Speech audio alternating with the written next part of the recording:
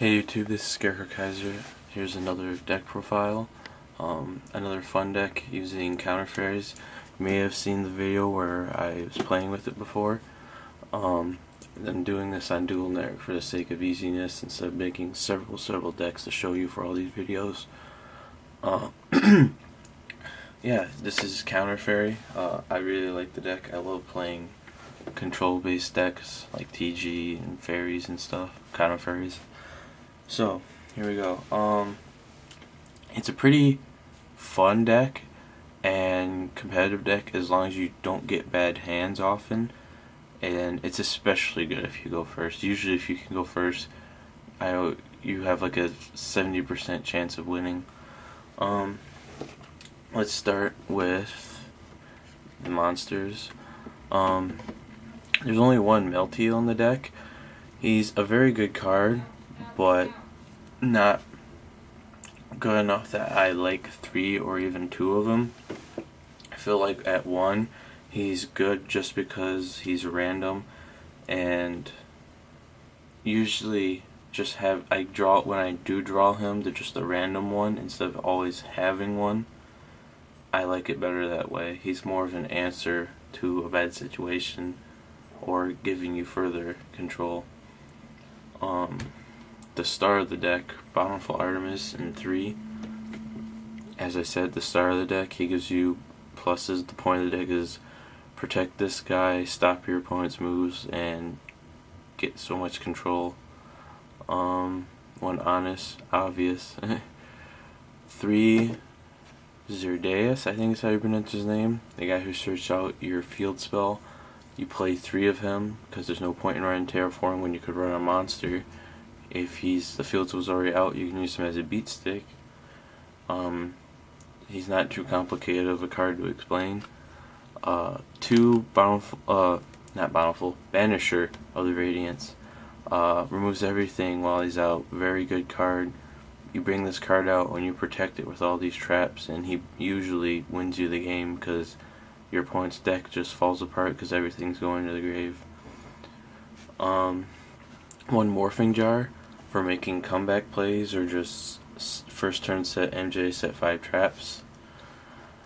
1 Dark Hole, 3 Pot of Duality because you never special summon and you can pick out any trap you need to keep your control. 2 Sanctuary in the Sky, only 2 because with the guy who can search them and stuff, it's inconsistent and unnecessary to run a 3rd. Usually just play this one and protect it with all your traps. 3 Upstart Goblin. This is in here to basically thin the deck by 1 card every time you play it and make the deck more consistent. You usually don't win this game by rushing your opponent. You usually win it by controlling their moves and not letting them do anything. That's why I like this in the deck. 2 Dark Bribes. You need it to stop your opponent's True Nade from beating you and such. It's good. I don't know that I like 3 in it right now because the point of the deck is control, but I definitely like the 2. You can run 3. There's very much argument to run 3 if you'd like. 3 Dimensional Prison. I don't play Mirror Force in the deck because I would rather just remove their card from play, and it's not often that you're going to actually get +1s out of Mirror Force. But you definitely need the creature removal protection. 3 Divine Punishment. Very good trap card if you have the field out. It's like the best counter trap card. Negate anything. And in this deck with the Melteal, you might as well already be able to play the field spell and this card. So yeah, very good trap. Probably the best counter trap if you can actually use it. 3 Drastic Drop Off. Normally this card's not that great of a card. It's a pretty decent card. But in this deck, this card is really good. When you have the Bountiful Art and you play this when your opponent draws, you just automatically get a +1 because you lose out on nothing, the opponent loses out on a card. And every now and then you can use this to get your opponent's plays, like the Pot of Duality, or like get rid of that card you wanted so bad, or Sang and such. 1 Rivalry of Warlords. Your deck is all fairies other than the morphing jar, and that won't really matter that you have the morphing jar. So it keeps the opponent's options limited and holds them back to help give you more control. Royal Oppression, obviously we know how good this card is, giving you control of the match, not letting them go derp on you, lowering their number of options so that you can keep countering each move. 2 Safe Zone, this card is very good, like required in this deck. You use it to protect your Bountiful and Banishers so that they don't die, and if they're the best cards in your deck and the stars of the deck, if they don't die, you're probably going to win. This card's very good.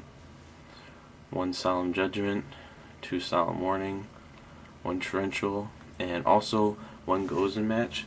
I play 1 GOZEN match and 1 Rivalry to give the deck more diversity, because obviously if I go up against machines, like, well, machines is a bad example because if you're going up against machines it's probably mostly Earth, but if you go up against Samurai, the Rivalry won't be as useful, but the GOZEN match will, and vice versa. It just gives the deck more of a diversity and control. But the extra don't matter too much because you don't ever really synchro. But yeah, if you want to try out counter fairies or build a fun deck, you could give this build a try or use it as a starting off point for a deck build.